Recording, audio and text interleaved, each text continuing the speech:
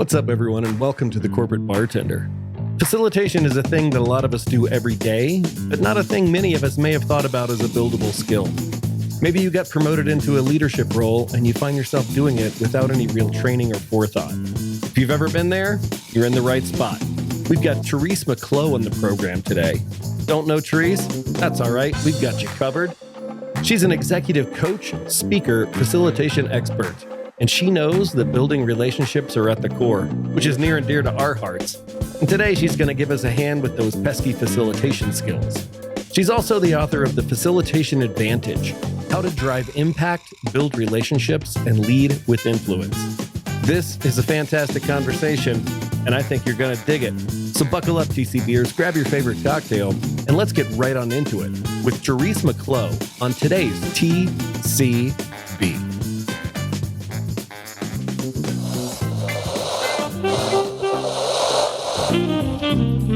Welcome to SkyTeam's The Corporate Bartender, where we gather some of the best HR and people leaders to discuss what's happening on the people side of business.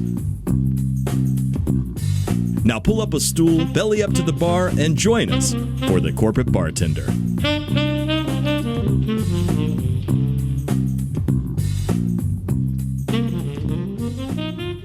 Welcome, everybody. It's Wednesday. You know what that means. It's your favorite day and mine. It's Corporate Bartender Day.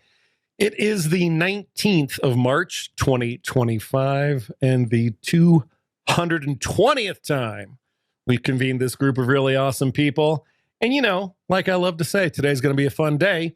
We have a guest. She's the person that you do not recognize in your little Brady Bunch Hollywood Squares view. We'll get to her in a moment. But before we do that, I just want to talk a little bit about focus, because it's a thing that I'm struggling with, and I think everybody's been struggling with. We've been talking about this over the last couple of weeks. I'm just wondering, Lori, Ruby, is it getting any better? World settling down for you at all? I got to a saturated point where I just stopped reading things. So I feel like I need to engage a little bit more without it totally landsliding my focus away from, other productive things, because it's tough to keep focused on the things that are super important. Well, it's tough. And I find that once my brain gets into that sort of agitated space, like recovery, getting back, we know from the research, right? Context switching, which we all do all day long, takes its toll. And it takes us about 20-ish minutes to get back to a flow state if we were in one when we had to switch out of it. I find that right now, that's just, it's doubly hard. It's doubly hard. So, yeah, agreed. So if you know me, this is my learner input strengths finder strengths. I scour the world to find things that can help make things different. And I found something. It's called Magic Mind. It's a mental performance elixir. It's a little shot that you take as part of your daily routine. And it's, for me, to be open about all of this, they reached out and said, hey, we have a thing. We think you might like it and you might want to talk about it. And I said, well, I'll try it. And if I like it, we'll talk about it. So I did, and I do like it. And it actually has helped me with my performance, with my focus, with my sharper mind. Stress, I don't know about, because, hey, we live in a really weird time in history. But I did my research on this mental performance shot. I was wondering, is it safe? Turns out it's pretty safe. It's been third-party tested and doctor validated, so it will not cause you any harm. It's not a quick fix, though. It's not like a 5-hour energy where you're going to shoot it and then, in an hour you're going to be laser focused on everything. This is the thing that you do over time.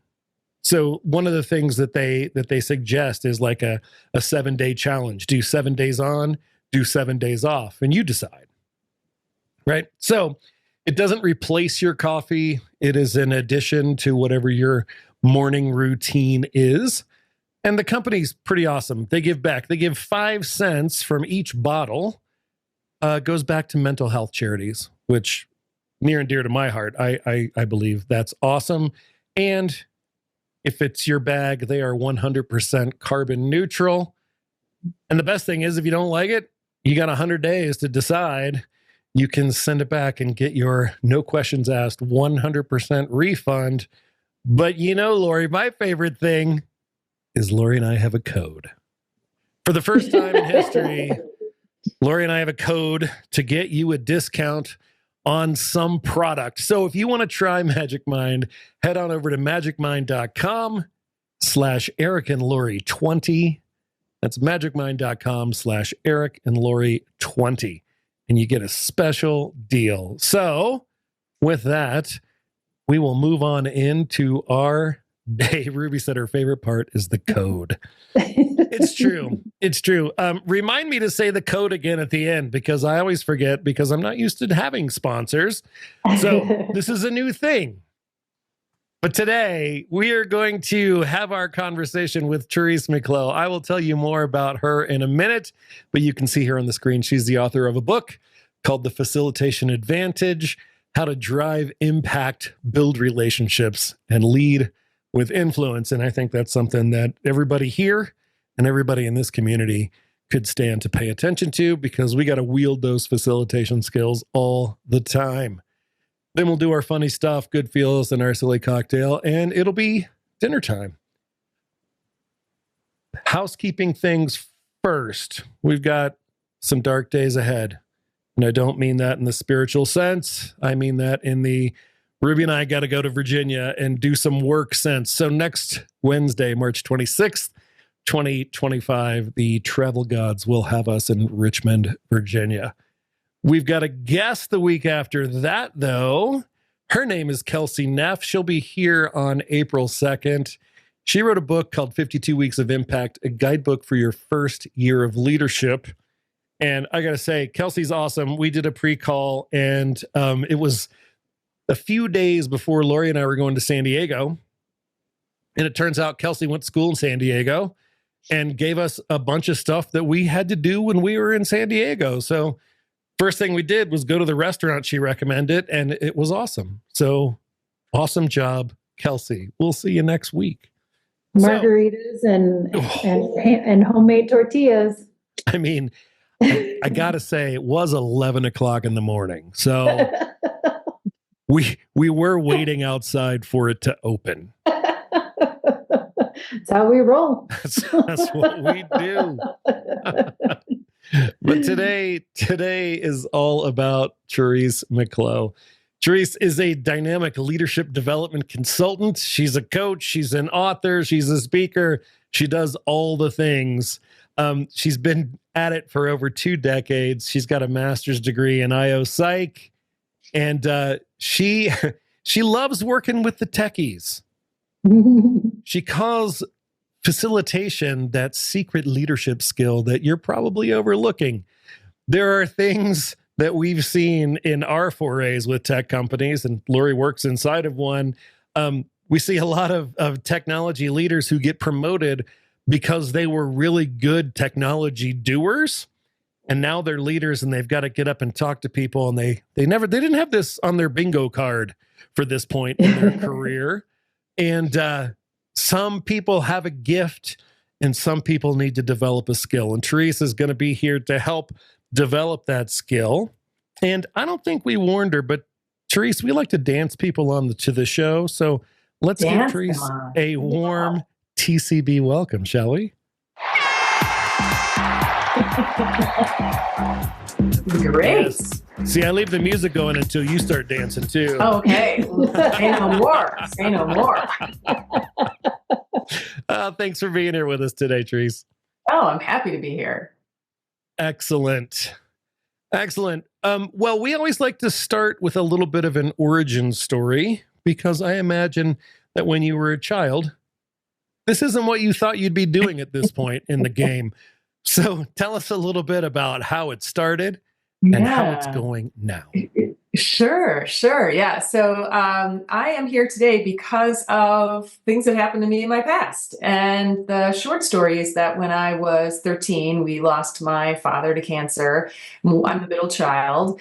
And it left our family in pretty much a crisis situation. And long story short, we all had to get jobs. So one of my jobs was to work at the church rectory to, I'm 13 years old. I could do my homework, listen to phones. Then I went to work at the library and put away books and all that stuff. And my mom also had, of course, we all had to chip in. She had to go to work as well. She didn't have a professional degree or anything like that. And I would watch my mom come home every day. And, in addition to just being exhausted, she was really deflated and demotivated because of bad supervisors who, would not give clear instruction or give feedback or, come each day as a different person with a different surprise. And it really Everybody loves that. Huh? Everybody loves that. Well, and who hasn't had a boss at some point in their life that was really bad? Anyway, I watched this as I'm also, we're all trying to help the family. And one day I was at the library and I'm putting away all the periodical pamphlets and stuff. And I saw this thing on industrial organizational psychology. And what was attractive to me about it was I was really curious about why are people doing what they're doing? Why, and how do people become leaders? And how do they grow their careers? And so that set me off on the path that I have been in on. And today I work with a lot of senior leaders and executives, but I'm always thinking about the people that are 3, 4, 5 layers down, that don't have choice, that don't have power, that have to come in every day and work for someone, and the leader casts a shadow, and it makes a huge difference even in ways that you don't see because you bring it home. And so that's my story. I love Ruby's comment, libraries change lives, right? Oh, 100%. Amen. Yeah. Mm-hmm. I mean, I think one day when I'm, really, really retired and want to do something, I'm going to go back to the library. I think it's going to be bookends, pun intended. But I started my career, I will end my career in a library, I think. Yeah. I love it. So tell us, facilitation, this isn't a thing that grabs people, that people sort of point their compass at. When did you realize this was your calling, your special thing? Yeah. So I led global learning and development for a multi-billion-dollar company, and I didn't have really any resources, but I was tasked with developing leaders globally. And so I'm like, okay, how am I going to do this with very little money and no staff? Wait, I said, I know. Learning and development organization had a small budget? I know. I'm, shocked as well. But what I found was that, the people that are going to be best at helping others learn how to be good leaders are good leaders. Mm-hmm. And so I went on this recruiting mission and I found good leaders that had a passion for it and either learned the hard way or had good training and mentorship, and they became the faculty. Mm. And so what I wanted was to have an experience for people where they didn't feel like it was the stereotypical training experience where it's just sit and listen to someone pontificate. I wanted it to be really interactive. I wanted it to also enable people to bring their ideas and really create a really profound experience. And so we had good content. So it wasn't that. Mm-hmm. It was going to come down to, well, how does the person in the front of the room create an experience and an environment for people? Mm-hmm. And then what I found out was we're talking directors of engineering and salespeople and marketing. And then they would say, you know what, Therese? I'm using this in my team meetings. Mm-hmm. I'm using this when I have to present to a customer. I'm using this when I have to manage up or influence people that I don't have any authority over. And so that really sparked in me this idea that, facilitation, like you said, like most people are like, yeah, some professional trainer does that, or some professional facilitator, but it's a skill we all need. And what I love about it is that if you get to the root of the definition, like what does facilitate mean? Yeah. It actually, the Latin term is to make easy. Easy. Yeah. To render less difficult. Yes. And I just think like we all need that. Think of, it's Wednesday. How many of you have sat through horrible meetings this week and went nowhere, or went, I was in one today where I'm like, why am I here? Why am I here? Like, I could be doing 5 other things with my time right now. And especially because, we're all experiencing change, and we want leaders who can help, help us see through the fog, help us understand even when, maybe the, future isn't perfectly clear, but we need people to help make things easier, simpler, better to understand, better to feel like you're a part of something. And that's, to me, what facilitation is all about. So if you ask someone, are you a good driver? Everybody goes, oh yeah, I'm a good driver. Are you a good listener? Yeah, I'm a good listener. What is good facilitation? Like, how do you define that? What's good look like? Yeah. It's basically a set of skills. It's not one thing. If anything, it's basically good facilitators, moment to moment, know that they have choice, no matter what's going to come their way. So I was with a group of technical leaders yesterday even, and we were trying to help them get ready for moments when they would get a curveball question. And how do they manage that? How do they get a group talking when all they're getting is crickets? And all these things that you have to use when you're not kind of expecting, but you want to have choice. So we call them 10 contributions, and they fall into 3 categories. Okay. One is mindset, because no surprise probably to you, we all talk to ourselves. And we can all say really Ruby nasty does it out things. loud, so we can say really nasty things to ourselves about ourselves or about others, and the reality is it affects our emotions and it drives our behavior. So if you're thinking as you go into a meeting, this is going to be horrible, or they'll never change. You tell me, what's your emotion if you're thinking this is useless? Right. Well, and it's going to come across in your facial expression and your tone of voice and your word choice. Yeah, exactly. And then people that are interacting with you are just going to key off those behaviors. So they may start to check out, right? Or they may start to now ask you really pointed questions as if you don't know what you're talking about.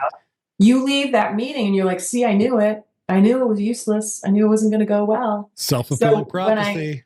It's a self-fulfilling prophecy. So I work a lot starting with mindset, because it emanates. It's a billboard on your forehead, even when you don't think you're saying it. I have a phrase that I've used for a long time when I am coaching like mentees, kind of earlier career folks, that idea of stride purposefully, right? That just, if you make a mistake or you're not totally into it or whatever else, nobody's going to pick up on that unless you let them, right? Unless you key into that kind of thing. But if you just stride purposefully, people are going to be like, oh, okay, this is somebody's in control and they know what they're doing, and they can come along. And you need it when you don't expect it. This happened to me yesterday, and so I was working with a group of people. I thought we were starting at 8:30. And it ends up, there was a kind of miscommunication. We were starting at 8. Oh, uh-oh. I'm leading. Whoops. Oh, shoot. So I always arrive early anyway. So I'm thinking 7:45. I've got 45 minutes. It's going to be great. No. I have 15 minutes and I'm in the wrong room. So I say this, to your point, Lori, because that's a moment where, before I had these kinds of skills to lean on, I would spiral. I would go into that room and apologize and be all flustered and, upset and in my head. And, I reflect back on, that's how I would have showed up into this unexpected thing. But to your point, like, you have to manage your mindset. Like, okay, was not what I was expecting. They don't care. They don't care. They just need, they're ready to go. Yeah. And so I said, oh, okay, great. We're going to start right now and let's get going. And so you need these skills when you're, the unexpected happens. That's just mindset. Another category is content. And because I work with a lot of technical people, they often have a lot to say about a lot of things, a lot of technical things. They put a lot of words on slides. Exactly. Font point, and the area there is about not just that you have the knowledge, it's like how you can convey that to your audience in context. Mm-hmm. So, for instance, if you are now in front of a bunch of data engineers, you might use your knowledge to convey it in a certain way, but now you're with the senior vice president. They're going to need to hear it different. And are you able to shift how you convey your domain expertise to your audience? Yeah. And then the last component is all process contributions. And those are things like listening, which, by the way, I think most people are not good listeners. Right.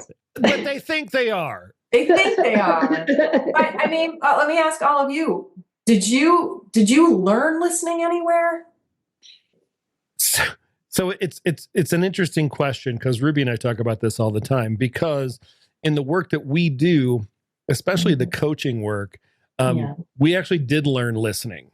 Mm. Right. Mm-hmm. And Ruby has expanded on the idea, because, we teach listening and, there's skills that you can do and active listening and all that. But Ruby sort of upped the game and she calls it deep presence. Oh, I love that. And as a coach, it is required. Yeah. Because the biggest insult to the person that you're coaching is having one foot on the dock and one foot on the boat. You got to be all in. Yeah. You got to be all in. What did you type in chat there, Ruby?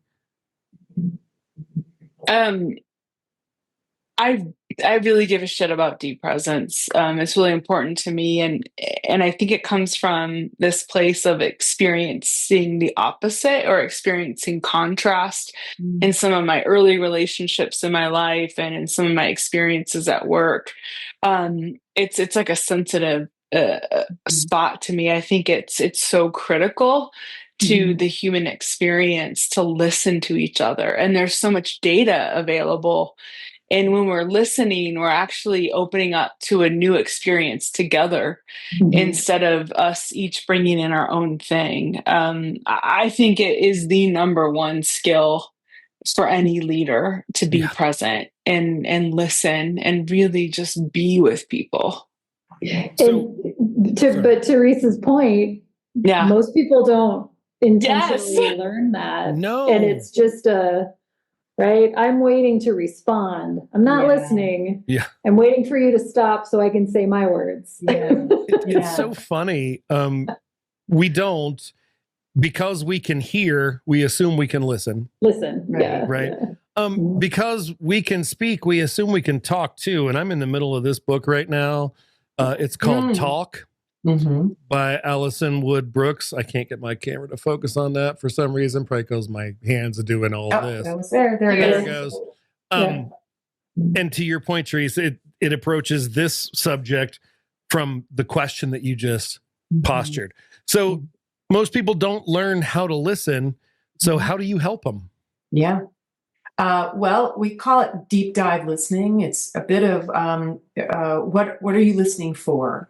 And so oftentimes we're just listening to the surface data, right? Like I'll give you an example. So I watched this happen a couple weeks ago. There was a leader leading this meeting, and it was a sensitive topic because it was something about change. And there was a question, and the person said, "Does anybody have any questions?" And someone says, "Is senior leadership really bought into this?" And he answered at the surface level, yes, and kept going. Mm. That was at the surface level, right? Mhm. And we all know that there's so many more layers. There's intention, there's values, there's emotion. Because what he wasn't listening for was the real question behind that was, it's flavor of the day here. Like, we have all these initiatives and then they, peter out. Like, how is this going to be different? Right. And I've had a lot of experience. I wonder if you have too, over the course of your career. There's the meeting that happens after the meeting. Oh, yeah. The one where, we all find Ruby's office. You're like, can you believe? Do they really think that we're going to do that? We did that 3 years ago and it didn't work. Exactly. Laura's never going to approve it anyway. Yeah, exactly. There's no way. Yeah. She's going to get a promotion any day now. She's not going to care about it. She's out of here. Right? So back to how do we teach listening? So one is this kind of awareness of what are you listening for? And then the really advanced skill that I'd say most people don't have, probably except for you three, the skill of restating. Yeah. And I think what people get confused in is they think that it's like what we all hate, which is the technique of, so Lori, what I think I hear you saying is, right. And we're like, when is that going to wear off? Yeah. So we teach it in a way of like, how do you do that authentically in your own voice? Yeah. You're not interrupting. You're certainly not parroting because that's super annoying. Right. Yeah. Exactly the same words. So it's a really hard skill in a way, because to your point, to be fully present, you have to turn off the part of your brain that is preparing the next question. Yes. Is thinking about something else, that's ready for the retort. And you have to be fully present in order to be able to restate. And it's hard to do. And I think that's such a key, one of the things that I always try to reinforce with leaders is you can acknowledge what's true for someone else without agreeing with them. Yeah. 100%. And if you can validate their feelings, their fears, their thought process, their whatever, then they can listen better because they feel heard. Okay, you hear where I'm coming from, and I know that you're understanding me. It doesn't mean I agree with you, right? And so I think that's such a nuanced thing for people to realize, and how powerful that is when you're trying to listen to what's really going on and what's underneath all of this. Yeah. That's so true, because it requires you to be a little vulnerable to actually have words come out of your mouth that you don't agree with. Yeah. Right. For instance, what if this leader had said, there's a lot of doubt about how serious we are about this. Right. And he didn't have to agree with it, exactly what you said. But when people feel heard and understood, they're much more likely to hear and understand you. Right. But it's hard because, he's going to say that. And like, I don't believe that. I don't believe that. And it's like, let it land. And you're not going to leave it there. Right. Right. Like, we don't believe it because X, Y, and Z. Then you can say, well, here's what's different. Yeah. So and then you have a better chance of them believing you because you acknowledged where they're coming from. Yeah, exactly. Yeah, it's 100% higher proportion of buy-in, right? Because they felt heard and they felt validated. I want to go back to the restatement because I have a couple of things that when I'm trying to get more data that I'll do in conversations.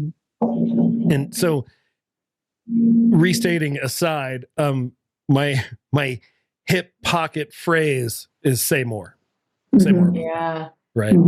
But sometimes in the restating lane, what I'll do is I'll restate it, but I'll restate it at a higher, more general level. Like, if they said something about 3 birds on a fence and the birds were blue and one bird was tweeting, I'll say, so there were birds on a wire, and they'll tell me the whole story again. Versus parroting back the words that they say. Because in those instances, I'm just looking for more information. Yeah. Right. Because maybe I disagreed, but I didn't hear it all. Right. Or I don't understand the layers, right? Like that question that your meeting attendee asked is senior leadership on board with this? Well, it's a terrible question because it's a closed question. Right. Well, that was the participant, so that wasn't even so. But yes, it was a bad question. But it's on the leader, to answer what he knows the question is. Right.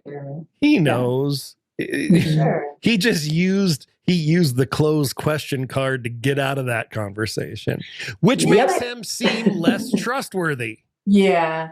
I also think that sometimes it's this is the kind of the keeping on track element in the book is like, whose agenda are we on? You have an agenda, and the clock's ticking, and you've got to get through all these things.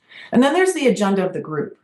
Right. And a good facilitator, a good leader knows when you're going to have to go off boarding for a little bit. You're going to have to go off road. Yeah. Because that needs to be addressed. And that's okay. And you're going to have to let go of your agenda. Yeah. Because he wasn't planning to have that conversation. Oh, yeah. I tell you. Yeah.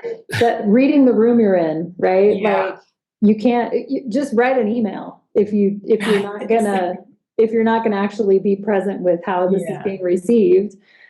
But if you just blow past that, that's what people will remember. This person was not paying attention to any vibe in the room, right?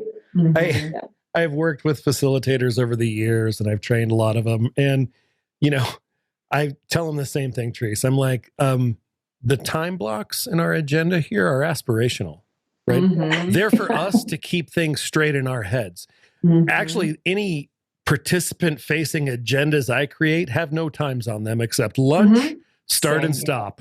Because there'll be people in the room that will get wrapped around the idea that we are 10 minutes behind schedule and we're never going to get to all this.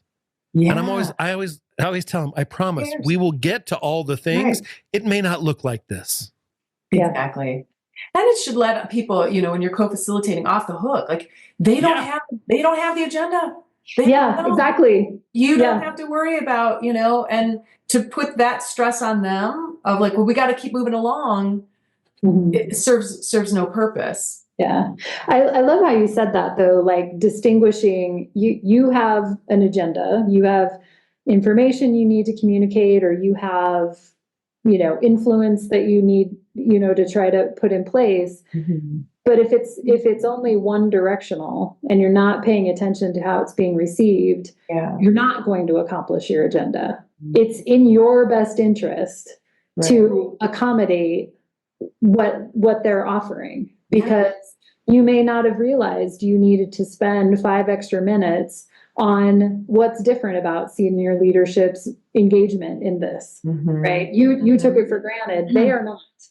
So until you cover that, they won't buy the rest of it either. Exactly. Yeah. And it's gotten more complex too. I was with a group that I was kind of surprised by this, but their culture still is not an all camera on culture. Yeah. And so they're like, well, how do you read the room when I can't see faces? I can't, how do I read body language? I can read it when somebody's rolling their eyes in front of me or pushes away from the table and crosses their arms, but then what? Yeah. And so one of the things that I say is you got to lean on other contributions, as we call them. So one element of listening is questions. And I wonder what you guys think of all this, but the one question I would like to wipe from the face of the earth is this one. Any questions? Any questions? So, Therese, I used to get in trouble for asking that question. So early on in my, stand-up facilitation career, I would do events with our business partner, Morag, and I would say, anybody have any questions? And she would go, before I would finish my sentence, she would go, what questions do you have? And I would be like, oh, smack down. Yeah, so I'm very cognizant of that question. Or and I agree. Even coming from a place of curiosity, because most people know that it's not you're not genuinely curious when you ask that question. Some people are even like looking around like, please, nobody ask a question. Nobody ask a question.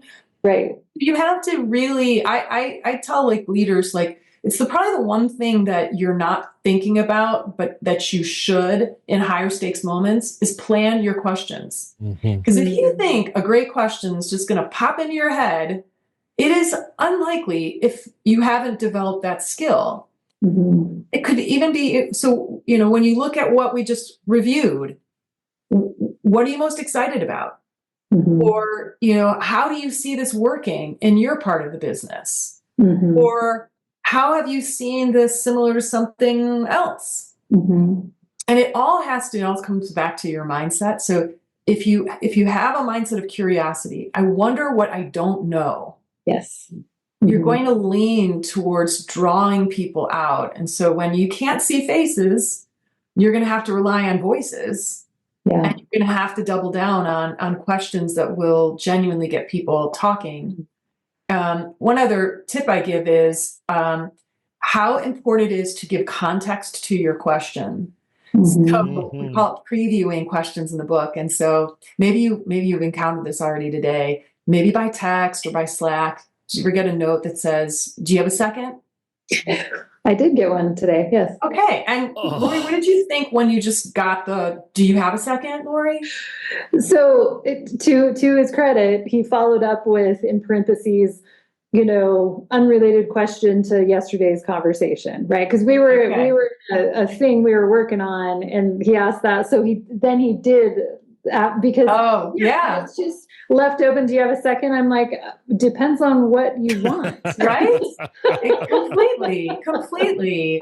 Because your answer could change based on the context to that question, right? Like it could be, we have, some senior vice president that's, in the office today, and I want you to meet them. Do you have a second? Or something hilarious just happened. You got to hear about it. Do you have a second?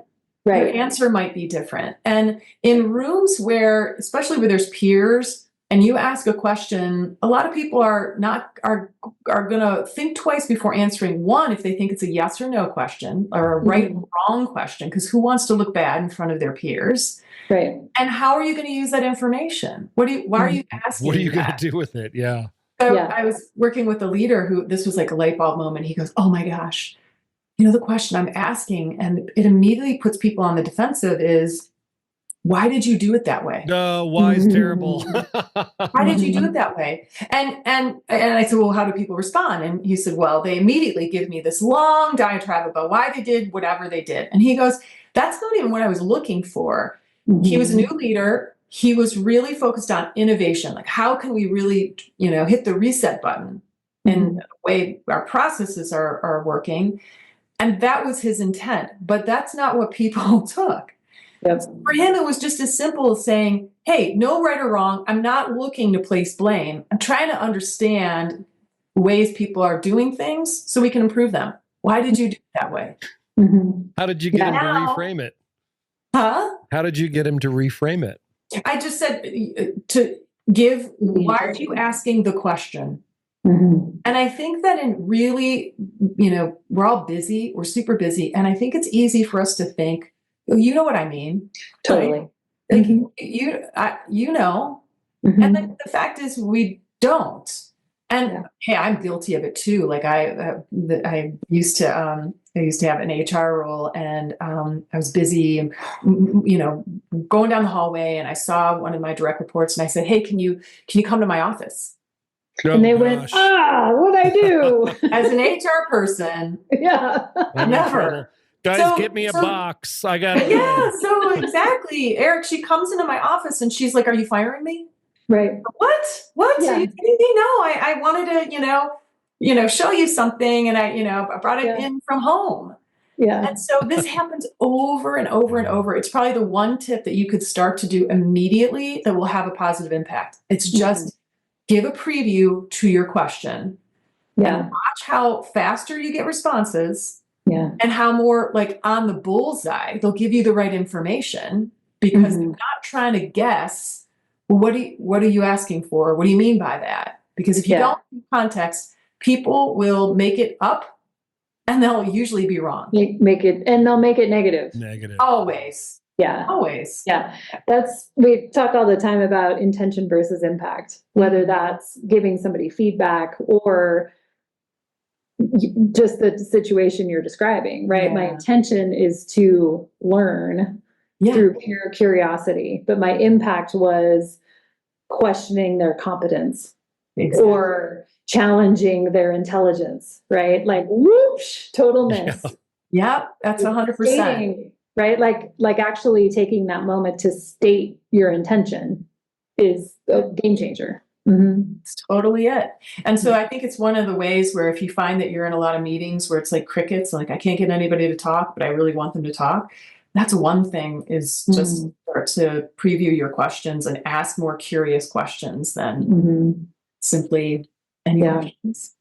Yeah, I like having the giving them a targeted category, right? Versus any questions, because that does just feel like a transition term that you don't actually want to engage in. Right. That's the cue for everybody to go, nope. Exactly. Right.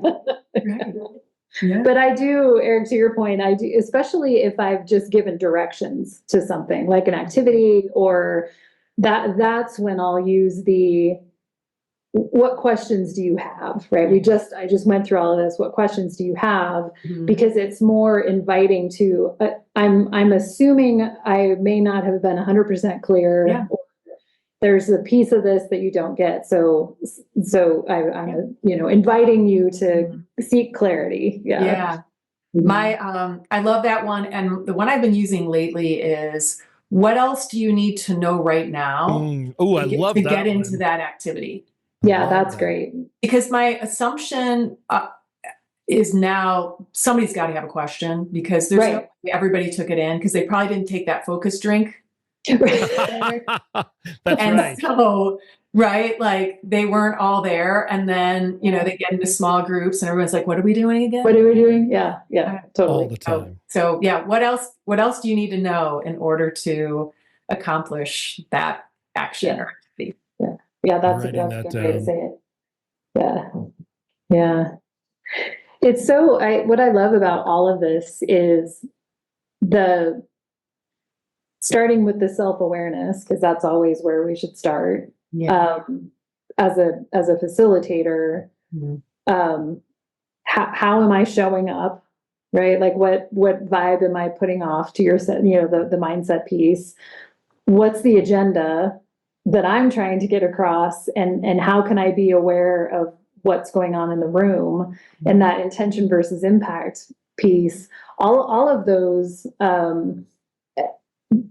being mindful of that, I think creates so much more trust with my authenticity and why I'm in front of you, my wanting to understand and engage with the people in the room, my willingness to be vulnerable and recognize I may not have, explained things clearly. Like all of those pieces to me are trust building kinds of pieces that there's so much currency in having high trust, right? How much benefit of the doubt that you get, how much faster things happen, how much easier it is for people to engage. So I love how all of that just sets up that higher trust.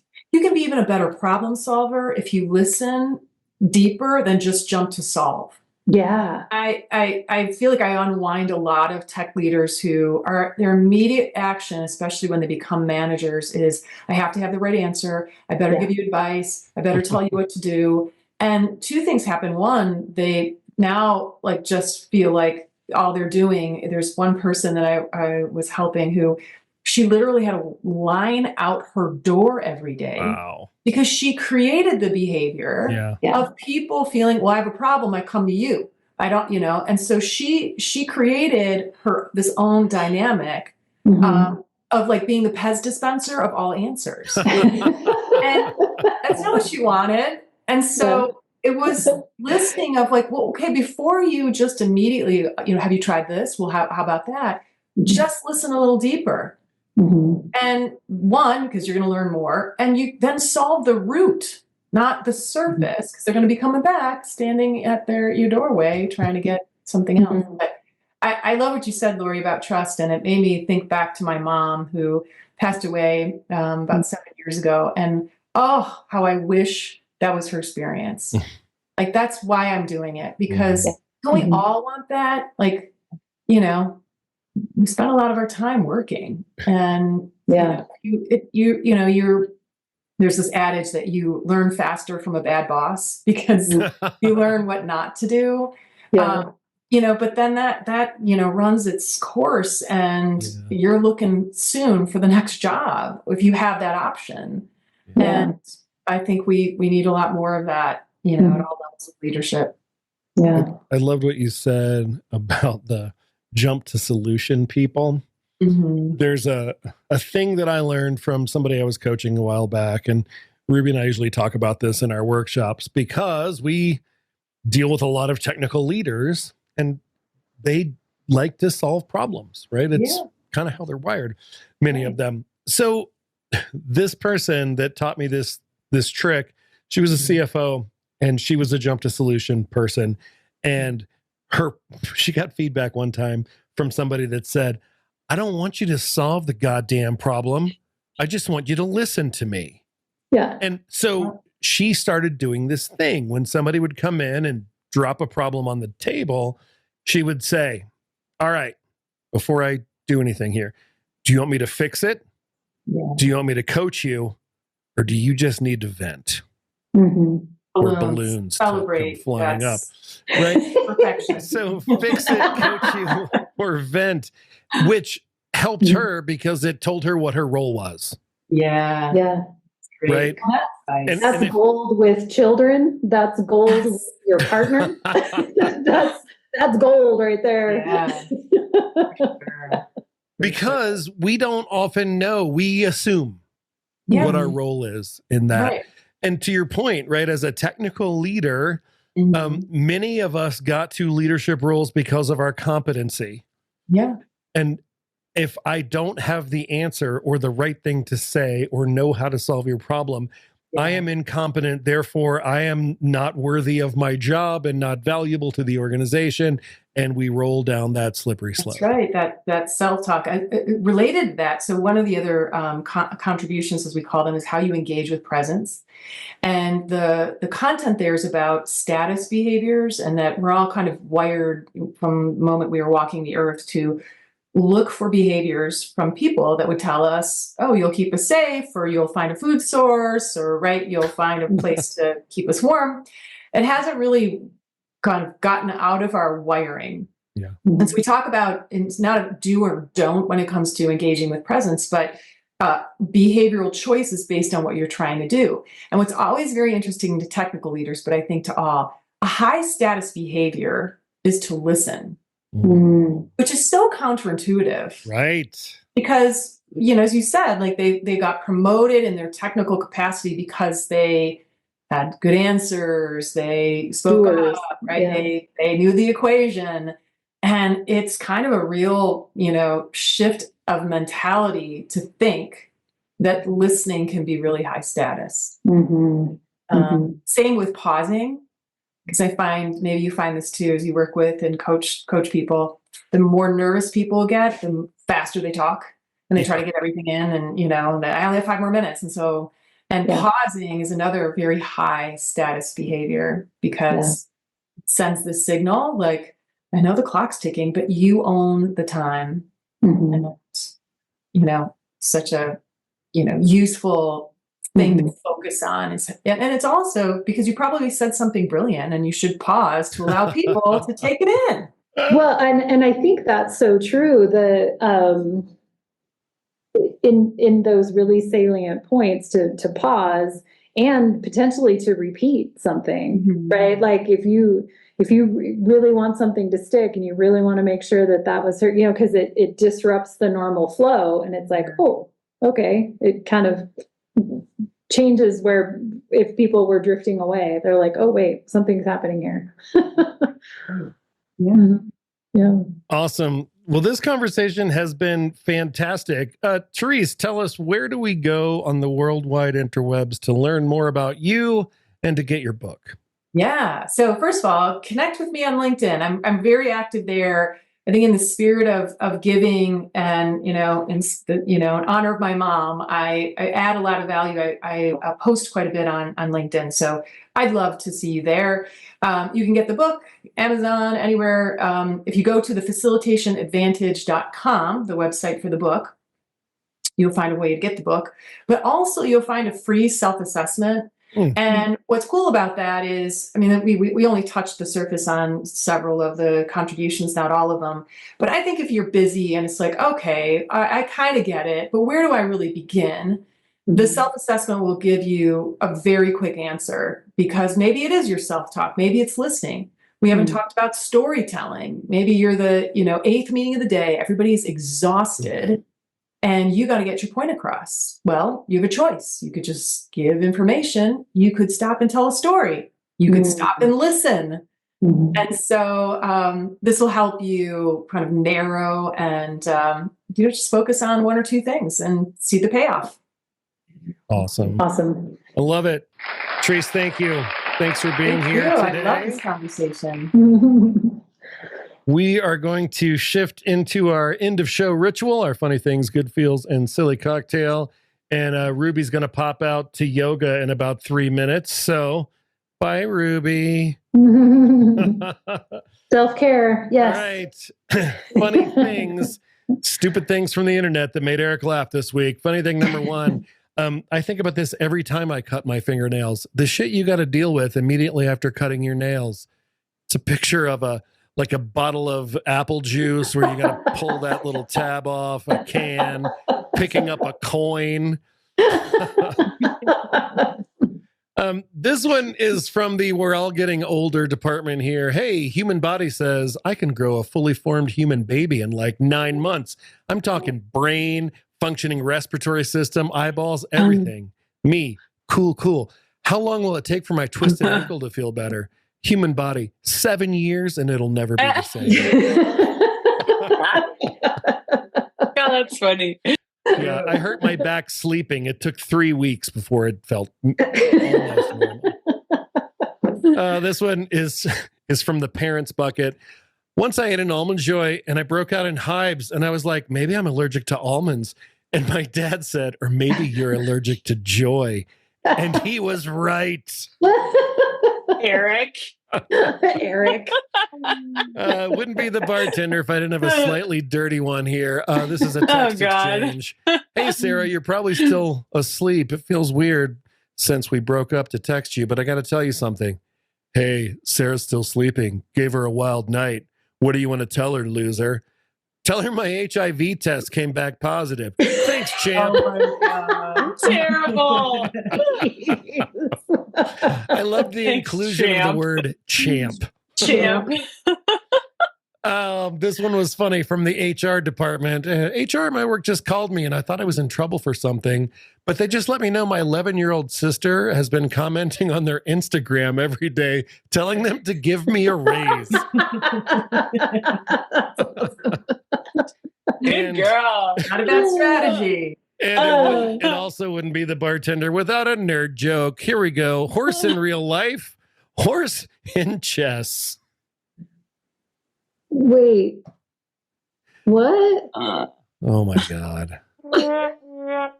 So I'm getting it. Horses don't jump and fly in real life. Oh, Chess, they do. your horse. Okay. Hold on, I'm going to do that again. Horse in real life and horse in chess. Yerk.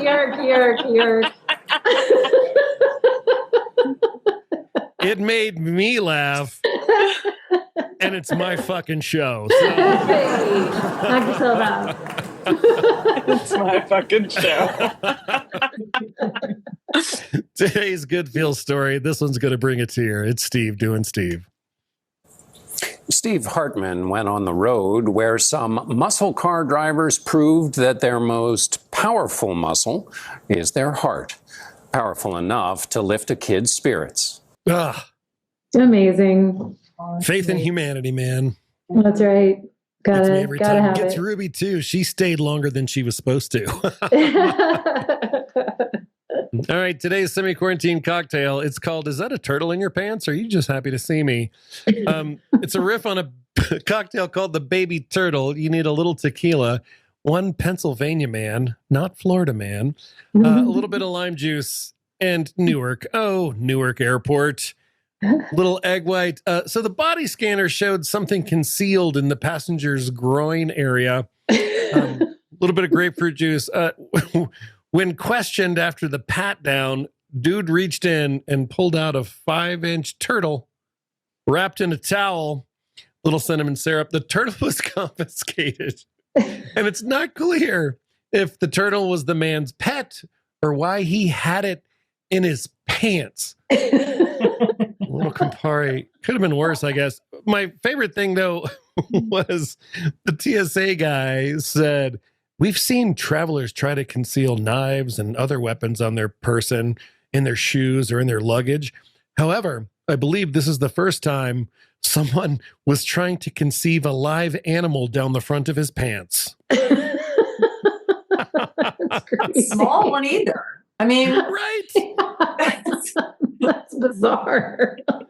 I mean, Therese, this is why we do this thing here. It's all about learning and it's all about laughing.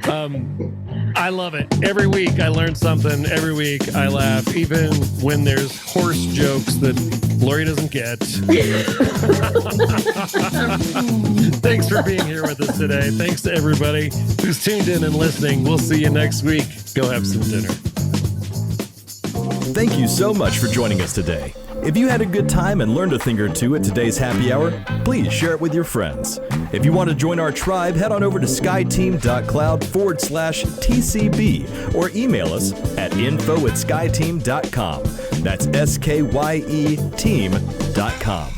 Thanks again, and remember, you've always got friends at the Corporate Bartender.